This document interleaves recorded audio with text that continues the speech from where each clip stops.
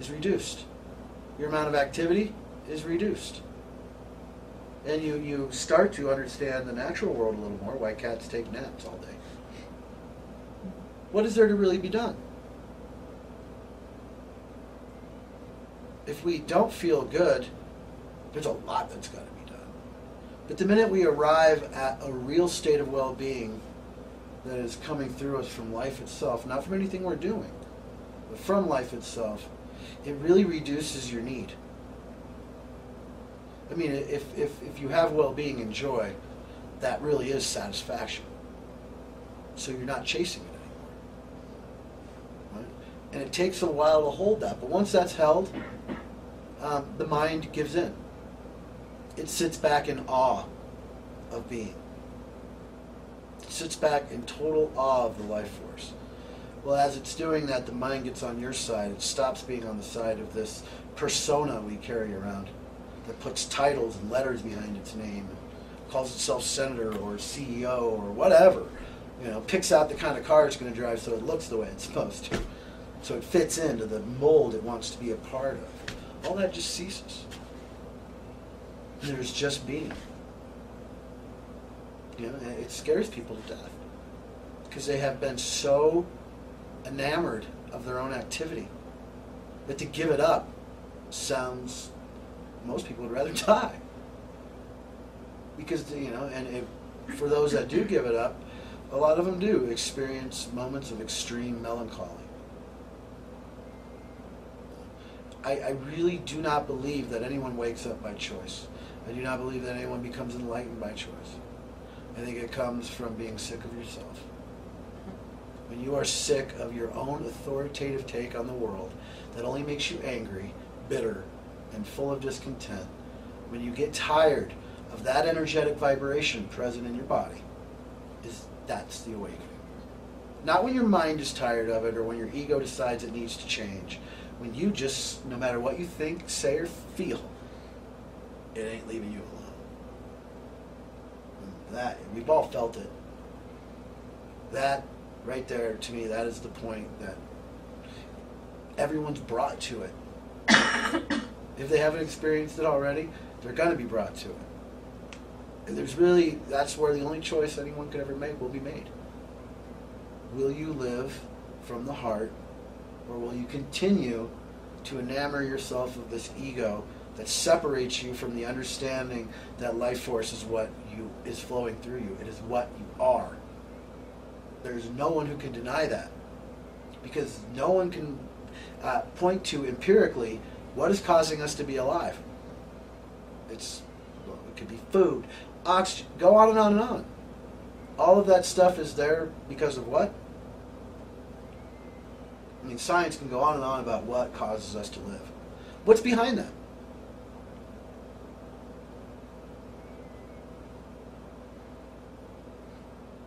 What? Does anyone really understand that what's behind all of this is what's looking out of our eyeballs?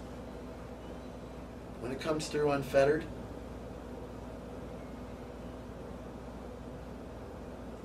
that is life itself. Streaming out. It wants to embrace this world. It knows your being. Your mind doesn't know, but your being is absolutely certain and very knowledgeable that the present moment is the only place you'll ever actually exist. Which really settles one down. Because the mind, the ego, it's one thing it cannot be is present. It cannot be in the present moment. It has no idea what to do with that, except for embellish. Right? Which is basically taking itself out of the present moment. Because to embellish, you have to basically say, well, my past experiences, I did this, I did that. You're referring to the past to describe what's present. So you're stepping out of it, right? And then when we're down, what do? We project out into the future of how good it's going to be one day. We put hope out there. Like, we don't actually put any seeds that are going to really grow. We just throw hope out there. Like throw money at it. It'll help. Right? And those two places are detrimental. Because they don't exist. The present moment is the only authentic thing going on. It's the only real thing happening. Nothing else is. The past is not here, nor is the future. Past had its chance. The future will get its chance at a later date. Present is what life force is. What's our being is craving it. How do you make that next step after you realize you have that enlightenment and you realize that the material world isn't where it's at, and you realize you are an expression of this life force, this spark, but then you still feel that melancholy of recognition of that which fetters us is falling away, but then it almost seems like there's a void, right? There's like a precipice right there, and then it's like that's where I get stuck, you know, and it's like, because I know that you can't keep throwing hope at it or whatever, but you're at this pregnant place, and you just say, can it just be born, or do I have to stay here in this void? You know, because it's like crazy making, and it hurts. Profusely. So, I guess that's the first time I've tried to explain where I've been at. It's been maybe the last 5 years, kind of, you know, and I think when you start interacting, like you said, when you interact with other people, or you go to a place of work or whatever, then it puts you back sort of in that egoic mind, but you're going through the motions because you're no longer the fullness of that egoic presence. So you're moving forward into this new place, which you know, without a doubt, it is the right place to be.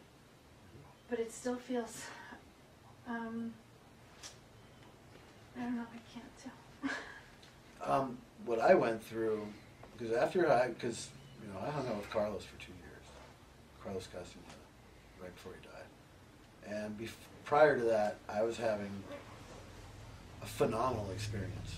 I mean, it was like 2 straight years of every night. I mean, it was like visitations from spheres of light. I mean, all kinds of really cool stuff. And I remember laying on the couch one day, looking out the window. I was looking at the trees, right? And all of a sudden I started seeing this, like, I don't know, undulating force all around it. And it turned into these silver strands, right? And they were all coming in, like, at an angle. But right where that silver strand would stop, there'd be this emanation. And then the tree, right? And I'm sitting there looking, all of a sudden the tree just disappeared. There was just this vibratory presence, this energetic, and it was very strange because I'm feeling it. I don't know what to think. What do you think about something like that? But I could decipher it. It was like it was communicating with me, and I could decipher it. So I'm going through the motions of this.